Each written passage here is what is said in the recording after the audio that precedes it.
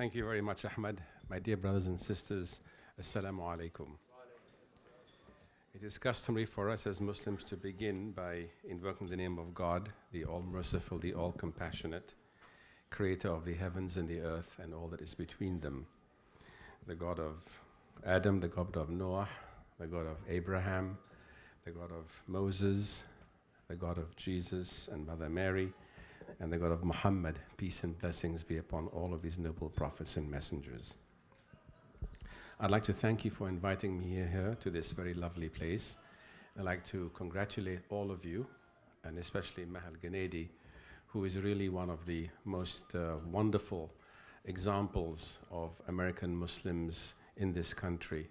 And her work and the work that all of you have done in supporting her is something which I think, more than I know is incredibly invaluable and important and is making a big difference.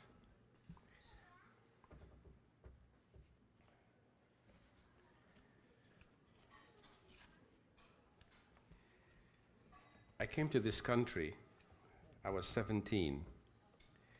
I was born in Kuwait of Egyptian parents. My father was a graduate of Al-Azhar University and was sent overseas to teach Islam. I grew up 5 years in England, 10 years in Malaysia, and I used to go back to Egypt and they would tell me, Feisal, you're a khawaga, you are a foreigner, you know, because I spoke differently. And through those years, I never felt that I fit anywhere. Wherever I was still a foreigner, still alien. And even when I remember coming to the United States, we came by ship and wondering, you know, what was to be my future. And I had this struggle for my identity. In fact, for the first 7, 8 years after coming here, until I was 25 years of age, my identity struggle was the most difficult and painful part of my journey, my individual journey. Because I felt that until I could ground myself in terms of an identity that I felt was clear, I didn't know who I was.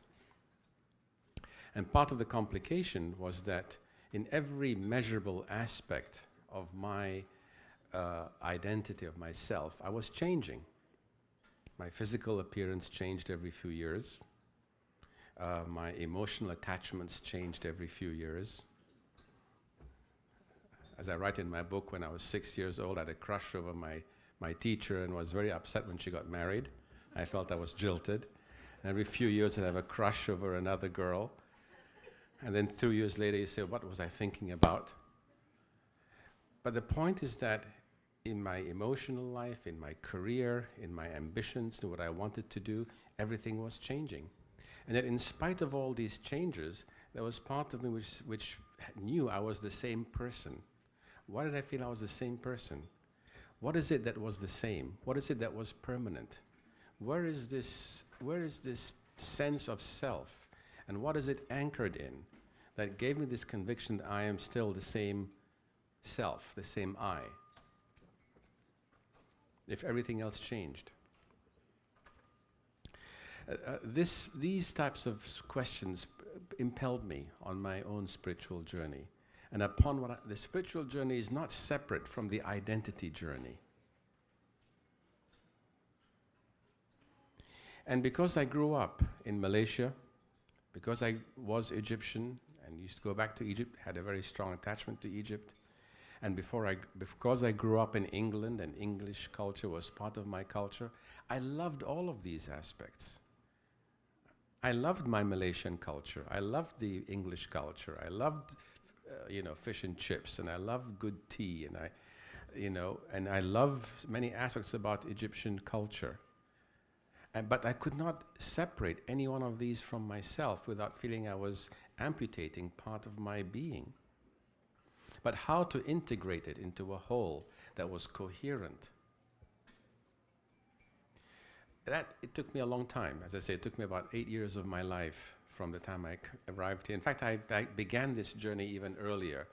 When I was maybe 13, 14, I began to question these questions. It took me more like 10, 12 years till I finally resolved it. But how I resolved it had to do also with my spiritual journey, with my discovery of God. And with my recalibrating, my sense of who I was, by narrowing and saying, the only real I is the eternal I, the unchangeable I, the self that lies at the core, the unchangeable self. And every part of me that changes, my body, my emotions, my identity, my career identity, these are all things I can attach to and detach from. I visit and maybe I depart from. Everything is mortal. My emotions are mortal. They have as a friend of mine says, they have an expiration date. And sometimes it is very painful to be in a relationship where you have commitment and you wake up one day and you don't have feelings for the person. Or you're committed in a career and after spending many years, you no longer have the desire to continue in that career. But all these, which many of us feel and go through, are all aspects of reminding us that there's something more important than that. Something deeper, something permanent, something unchangeable. And it's that unchangeable core of our being that relates to the Creator. And it is in that area where our most important self-definition lies. Because that is not only the core of our being, it's the core of our being, the core of our consciousness, the core of our values. It is there that the image of God lies. We were created in the divine image. The Quran talks about us as being created from a breath of God. Allah says in the Quran, when He describes to the angels that He will create Adam, and He says, when I have finished him, فَسَوَّيْتَهُ وَنَفَخْتُ فِيهِ مِنْ رُوحِي, and I blow into him from my ruh, from my spirit, فَقَعُوا لَهُ سَاجِدِينَ, then fall in prostration to Adam. So the angels are prostrating not to the clay of Adam, not to the physiology of Adam, but to the breath of Allah in the human being. And is that breath of that human being which we have within us, it is that breath which is the amana, the trust that Allah has given to all of us. Allah says in the Quran that He has given the amana. إِنَّ عَرَضْنَا الْأَمَانَةَ عَلَى السَّمَاوَاتِ وَالْأَرْضِ وَالْجِبَالِ فَأَبَيْنَ أَنْ يَحْمِلْنَهَا وَأَشْفَقْنَ مِنْهَا. We offered this trust, the amana, to the heavens and the earth and the mountains, but they shirked away from it and were frightened by it, were shaken by it, but man assumed it. Now, do we know what this amana is? If we read the Quran, as Maha said and was fascinated, impressed and awed by the Quran, you have to be awed when you read a verse like that and say, well, what is this trust that God gave us? And we assumed. And how can we presume to discharge this trust if we don't understand it in the first place?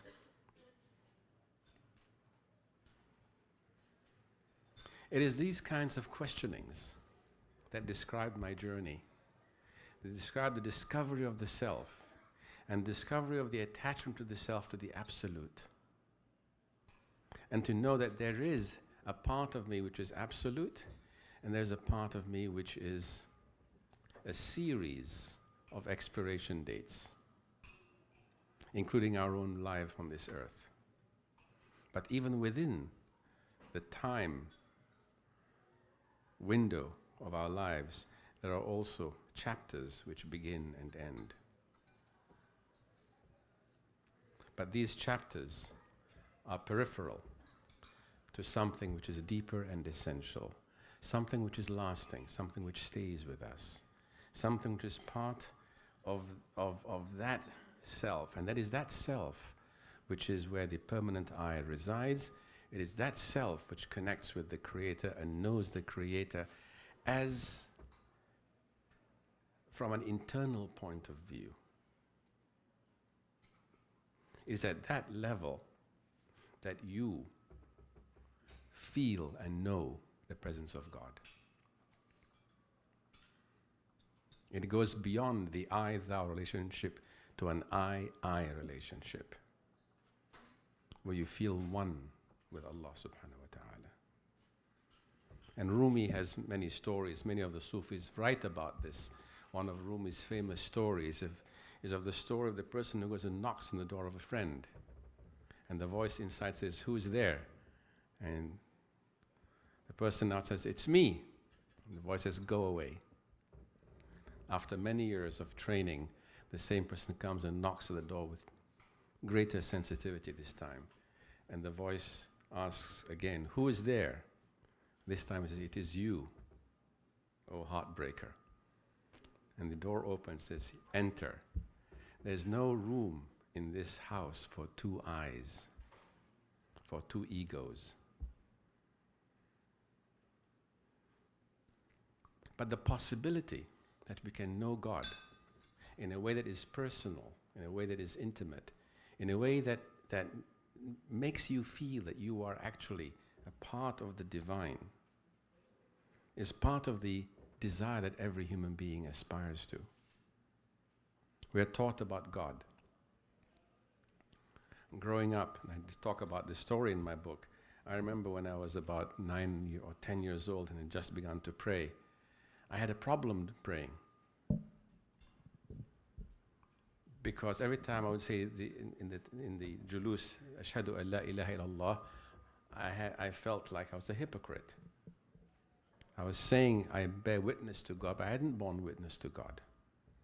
And remember, if you read my book, you'll hear the story. I asked my dad, "Doesn't the word shahida mean to bear witness, to see?" He said, "Yes, Faisal." "Doesn't ashhadu an la ilaha illallah means that I have seen God?" He said, "Yes, Faisal." I said, "Dad, I haven't seen God yet."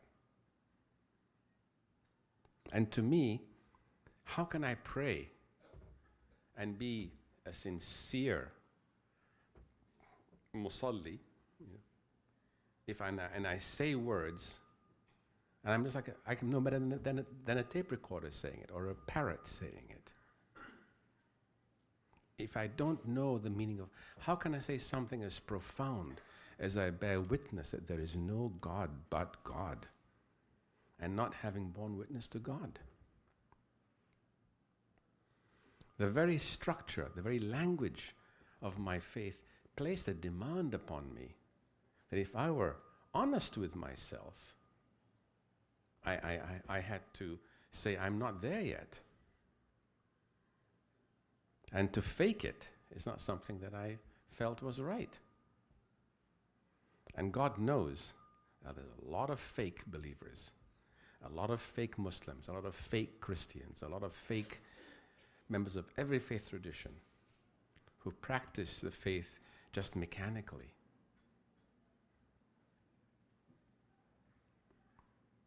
And the profundity of the verses of the Quran, to realize that even the word that it is used to describe an act not only of a human being, but an act of God Himself.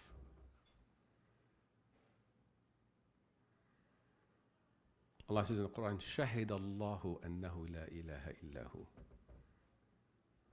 God bears witness that there is no God but He, and so do the angels. وَالْمَلَائِكَةُ وَأُولُو الْعِلْمِ قَائِمًا بِالْقِسْطِ. So there's the shahada of the hypocrite. There's a shahada of me when I was mouthing it without knowing what I was talking about. There's a shahada of the person who maybe has a similar semblance of belief. There is the shahada of the people of knowledge, the saints, the prophets. The shahada of the angels, and the shahada of Allah subhanahu wa ta'ala. Imagine what it is like. Imagine what it is like to witness God bearing witness to His own existence. And God inviting us to share in this particular act.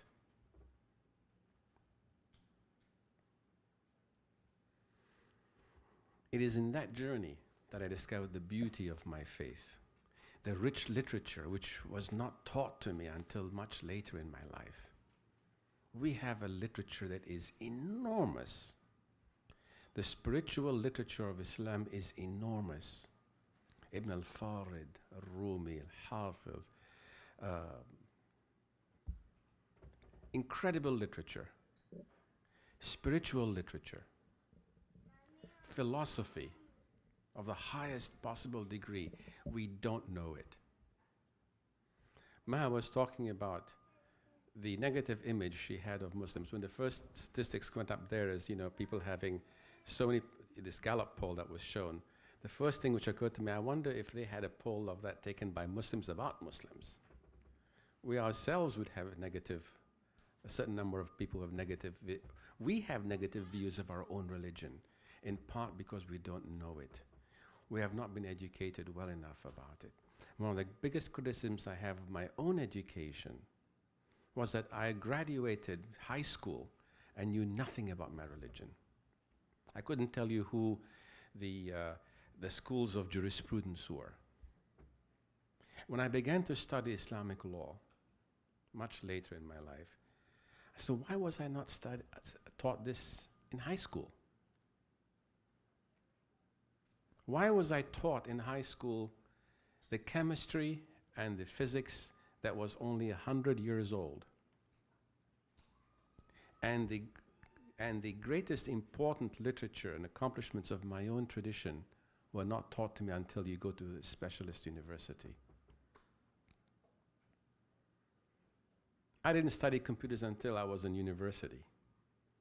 Now my children are far more familiar with Microsoft 7.0 and 7.1 and 8.0, and I'm becoming increasingly incompetent in these areas. And yet we don't teach our children the incredible richness of our own heritage. This to me is one of the most appalling aspects of the state of Muslims today, and something which I believe you here in this room will be among those who will spearhead this particular initiative. And that is why I'm very happy to be here with you today and to just echo the sentiments of the kind of support we need to do. Now, I began, involving myself in this work not willingly. I watched my dad be the director of Islamic Center in New York and Washington, and I did not like and did not relish the religion business. The religion business is full of hypocrisy, full of people who want positions of leadership without being spiritually qualified for it. It's not something that I particularly wanted to do.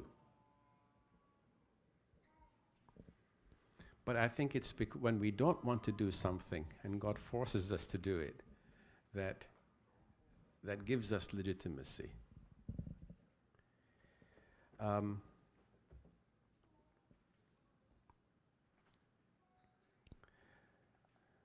But the greatest thing we can do for our faith is to be honest, to be sincere, and to be who we are. And to be sincere in our faith. As Allah says in the Quran, مُخْلِصِنَ لَهُ الدِّينِ, to express our faith with sincerity, because it's sincerity which is most important. We appreciate sincerity even in those, whom we love. If you tell your wife, I love you, and you're not saying it sincerely, she'll hit you for it. So the sincerity and the feeling in your heart is very important in how you engage with people, because people feel what's in their hearts. One of my favorite stories is of my dad when he first went to England. He went in 1950. I was still a baby then, and before my mother and I joined him, he rented a room with the landlady in Cambridge University. He went there to study in Cambridge. And just after the war, England was really quite impoverished, and the landlady rented rooms to students, and also the room came with breakfast. breakfast usually was bacon and eggs. So my father requested the landlady, because didn't want to eat bacon and the fat from the bacon would go into the eggs. He asked her to make boiled eggs. She was really upset about it because this meant more work for her. She says, Muhammad, my father's name was Muhammad, this religion of yours is a bad religion. So my father was very upset, very hurt about that, but my father took it just in himself. But after about a month or so, she came to my dad and she noticed that my dad was very well behaved. He didn't go out Fridays and Saturday nights, drink to the pubs and coming back drunk like the other students, and coming in, making noise, drunk, and bashing the place up. He was very well behaved, and she realized that in spite of the problem of making her do more work to give boiled eggs instead of fried eggs for breakfast, she realized that my father was a man of a high moral and ethical standing. She came to my father, apologized for her comment, and bought a book to study Islam. The most important way I think that we can and will impact people is by this personal relationship. If you listen to the testimonials, the first two ladies who did the testimonials talked about how lovely Maha was, how personable she was, and who the next person who went, we become very, very nice. We're very nice. We've become friends. It is this relationship of personal friendship which helps us succeed. It is these relationships that will make people feel different about you. And it's personal relationships which made us survive 2 years ago in spite of the attacks against me. The years of interfaith relationships with rabbis and priests and members of the community really made the difference. So when I was attacked, the people who rallied around me and who made the difference was the fact that the Mayor Bloomberg himself, came to our support. That when Abe Foxman attacked us, Rabbi Erwin Kula of Klal was quoted in the New York Times article saying that Abe Foxman doesn't know what he's talking about. All those interfaith relationships was so important. The Hebrew Union College sent their students, their rabbinical students, to do a candlelight vigil in support of our project. It is this kind of coalition building between Muslims and non-Muslims which is critical to make the difference in our relationship in this society. A final point that I wish to share with you, I don't wish to take too much of your time, and which is the subject of my book, is that I've always believed that one thing that we need to develop ourselves here in America is as American Muslims. Many of us have come from different parts of the world, from Egypt, from Pakistan, from West Africa, and in New York City we have mosques that are really ethnic centers. And this is wonderful, but we also have to build for the future. And for our children, who will be American, they need to know who they are as American Muslims. And this is something which is not anything new. It is something which is part of our own tradition. For when Islam spread from the Hijaz to the ancient civilizations of Egypt, of the various countries in Africa, of Byzantium, which is modern Turkey, of Persia, of India, of Indonesia, it expressed itself in each of those cultures. So you have an Egyptian cultural Islam, a Turkish cultural Islam, a Senegalese cultural Islam, an Indian cultural Islam. And this expressed itself even in the laws. In fact, the beginning of the differences of schools of law in Islam came about because of these differences. In the beginning, the people of Medina were called Ahl al-Hadith, and the people of Iraq, which was more cosmopolitan, were called the Ahl al-Ra'i, people of opinion, because they had to do more ijtihad. And these crystallized into the different madhahibs of fiqh. of jurisprudence. And even as any student who studies Islamic law knows, Imam al-Shafi'i, who was in Iraq and then went to Egypt, his fatwa changed because of the context. So what happened is that the pre-Islamic customs, the pre-Islamic laws which existed in those societies became accepted as part of what's called the ada, the law of custom of a particular community. And even the traditions, the cultural traditions, like Nowruz in Iran, for example, the pre-Islamic practice, is practiced, continued by Muslims after that with great intensity, as if it is a religious holiday. Our brother Hamid here, Dr. Hamid, can testify to that as an Iranian. And many of our practices that we think are Islamic are actually pre-Islamic cultural practices which we continue to practice. But the point from this that I'm making is that in each of these countries, in the law, in architecture, in music, in calligraphy, there's an Islamic culture in each of those societies. So when you see Moroccan calligraphy, Moroccan architecture of mosques, not the same as Egyptian calligraphy and let's say the Fatimid architecture or the Mughal architecture in India. The Qawwali music of India is a distinctively Indian sound, yet it is distinctively a creation of Indian Muslims. That's part of the... And when that happens, Islam becomes native. Islam in India is not seen as an alien religion. Islam in Turkey is considered as Turkish, not an Arab religion.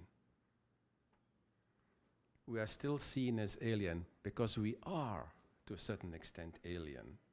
But as we become American, as we have Mos Def, as we have more people who are Muslims, who are contributing to American culture and being part of it, we will be seen as more American.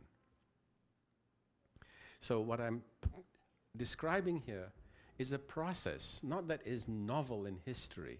It may be novel in the context of the United States, but is not novel in terms of our own tradition. This is our tradition. So developing an American Islam is part of the Islamic tradition. It is also part of the journey of faith communities as they came to America. Every faith community which has come to America, the Protestants, the Catholics, the Jews, developed an American Protestant identity, different from where they came from. The American Jewish community, the American Catholic community developed an American Catholicism, an American Judaism, which differs in some important ways from the countries that they came from. And they too suffered discrimination.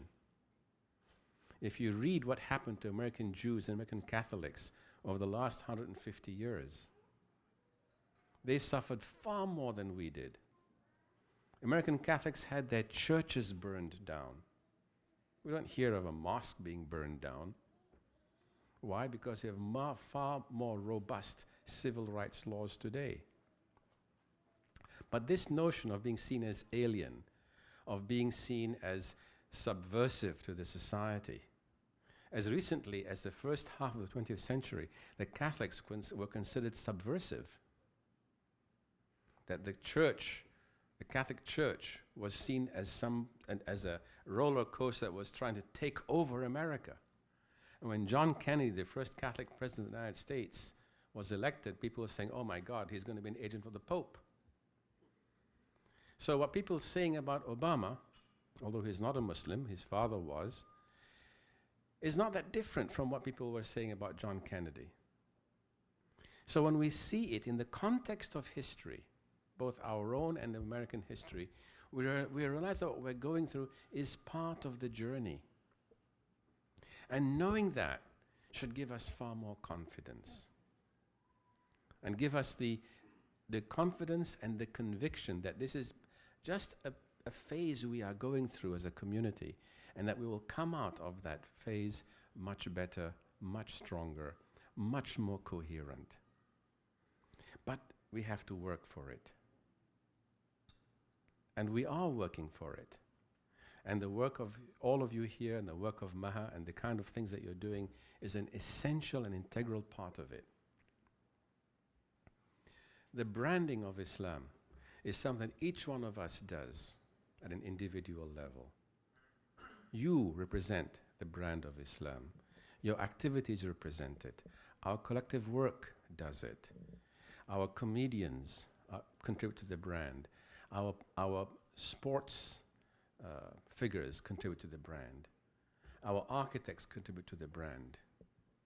But we need to remind people that here we are as Americans. We are contributing to the greatness of America.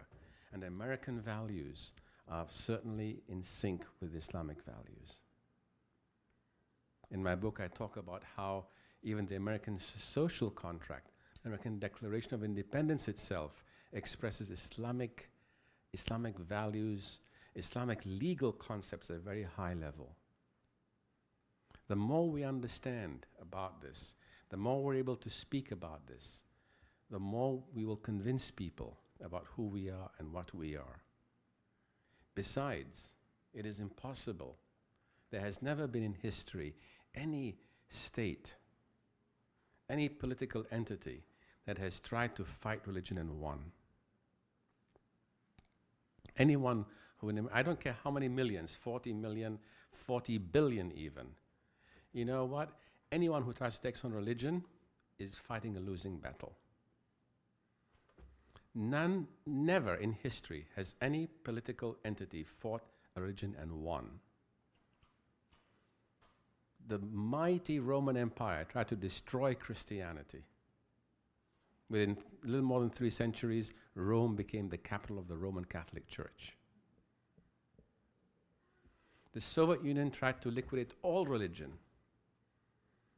Today it's the communists who are considered a footnote in history, and religion is coming back into all the ex-Soviet republics in a very strong way. The Nazis tried to destroy Judaism by exterminating Jews, and they killed 6 million Jews. And right after the end of the Second World War, within a couple of years, the Jewish State of Israel was created, and a renaissance in Jewish culture occurred in Western Europe and the United States. So anyone who thinks he can, any country that intends to fight Islam, whether it is America, whether it is the secular regimes that existed in the Arab world and the Muslim world, the Shah or Ataturk, the proof is that they will lose, and they have lost.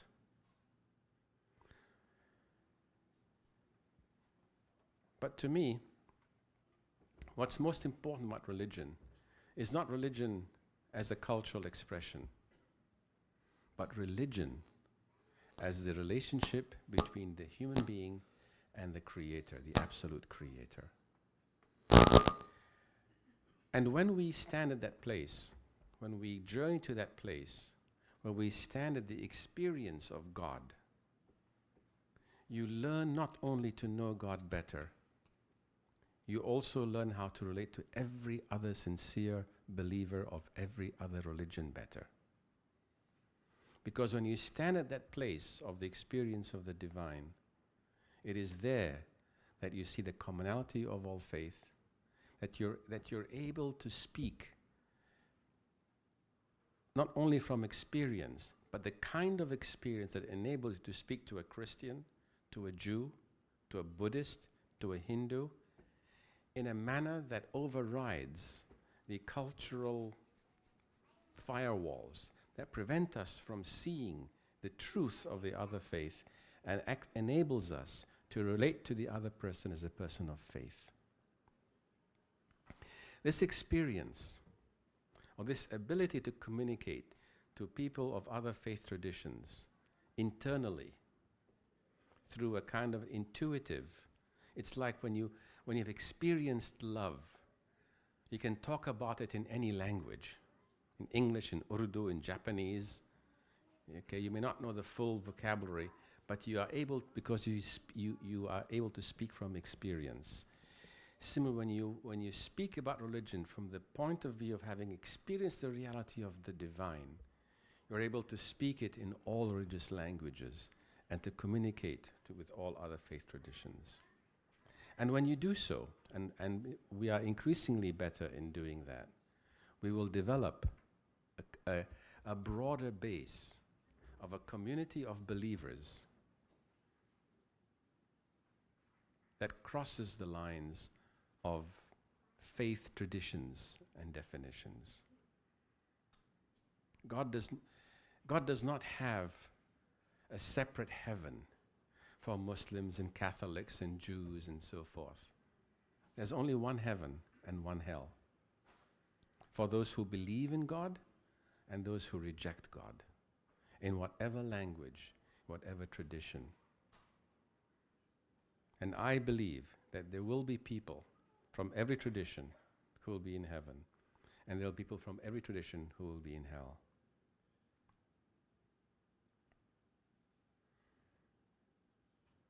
Our work, therefore, is to build this coalition of believers, because the divide is not between Islam and the West, or Islam and Jews, or Islam and Christians.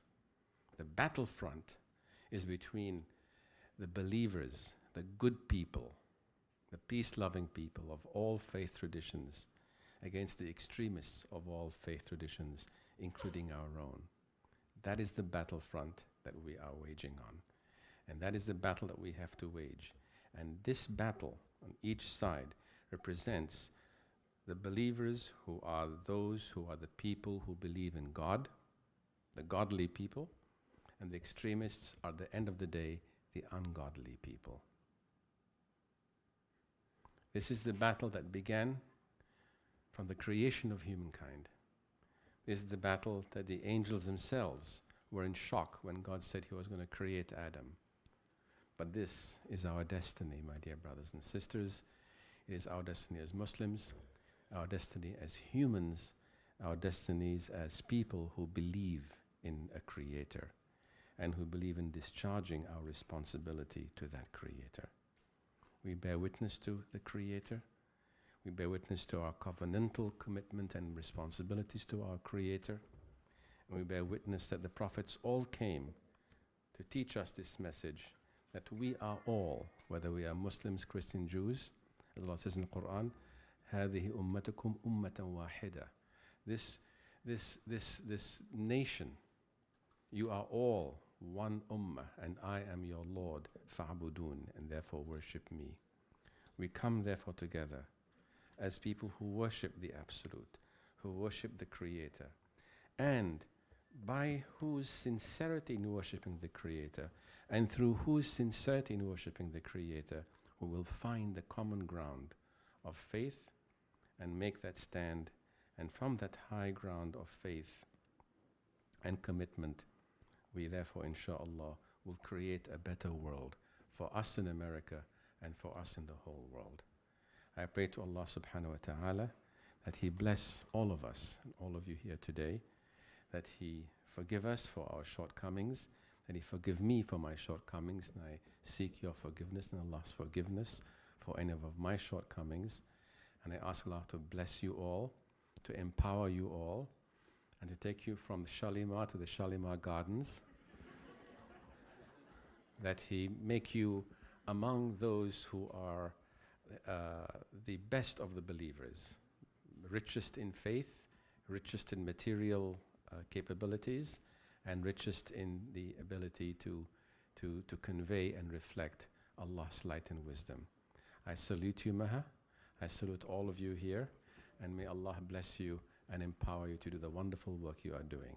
Thank you very much. Wassalamu alaikum wa rahmatullahi wa barakatuh.